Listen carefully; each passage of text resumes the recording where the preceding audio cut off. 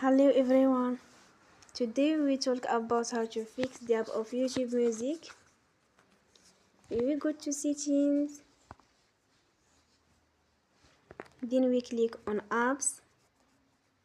After that we will search the app YouTube Music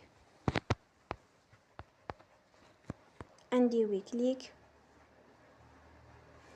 Then we will on for stop. After that we will go to storage. Then we click on clear cache. In the end you will turn your Wi-Fi and you will turn again.